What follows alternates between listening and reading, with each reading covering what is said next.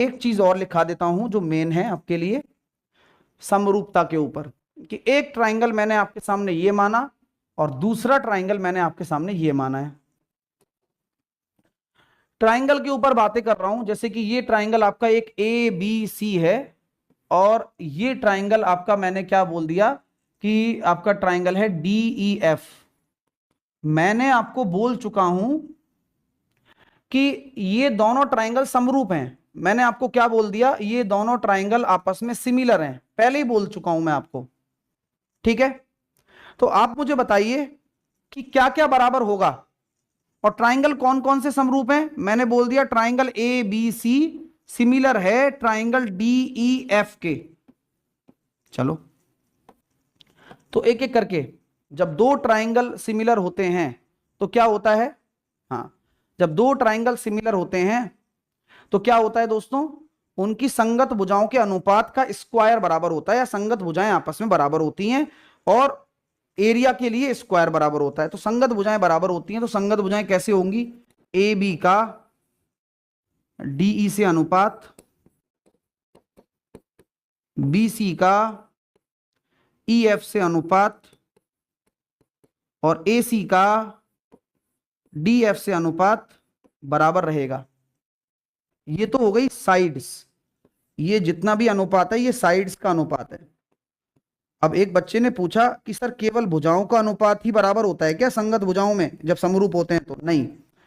अगर मैं आपसे बोल देता हूं कि यहां से मैंने आपके लिए एक परपेंडिकुलर डाल दिया जिसका नाम है ए डी, ए डी तो नहीं बोल सकता मैं, ए पी बोल लेता हूं, ए पी, और डी से मैंने परपेंडिकुलर डाल दिया क्यू।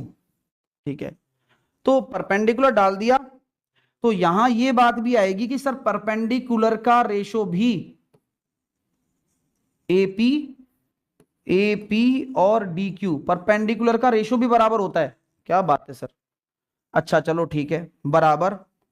मैंने यहां से डाल दिया एक माध्यिका, इसको मैंने बोल दिया ए आर और इसको मैंने बोल दिया पी क्यू आर एस बोल दिया। ठीक है, तो मैंने इनको बोला है ये तो आपके हो गए लंब, ये तो दोनों लंब हो गए, परपेंडिकुलर हो गए, ये मैंने माध्यिका बोल दी। तो ए आर मेरी माध्यिका है और डी एस भी मेरी माध्यिका है, तो माध्यिका का अनुपात भी बराबर होगा। ठीक है, चलिए सर और कुछ आ गया। मैंने बोल दिया this is angle bisector R S T, T और यू, टी यू। ठीक है, तो मैंने बोल दिया सर ए टी और डी यू, ये मैंने बोल दिया एंगल बाइसेक्टर, एंगल बाइसेक्टर भी आ जाए, एंगल बाइसेक्टर भी आ जाए तो भी उसका अनुपात बराबर होगा। तो जब दो ट्राइंगल सिमिलर होते हैं, जब दो ट्राइंगल सिमिलर होते हैं तो उनकी पूरी कुंडली बराबर हो जाती है। मेरा कहने का पर्पस समझ में आ रहा है? जब दो ट्राइंगल आपके सिमिलर होते हैं तो उनकी पूरी कुंडली बराबर हो जाती है, और ये बराबर होती है तो आप देख सकते हैं कि ट्राइंगल ए बी सी के परिमाप बटे ट्राइंगल डी ई एफ के परिमाप के बराबर हो जाएगा। मतलब अगर इनके पेरीमीटर की भी बात करोगे तो जो संगत भुजाओं का अनुपात है तो उनके परिमाप के बराबर भी होगा। संगत भुजाओं का जो अनुपात है वो परिमाप के बराबर भी होगा।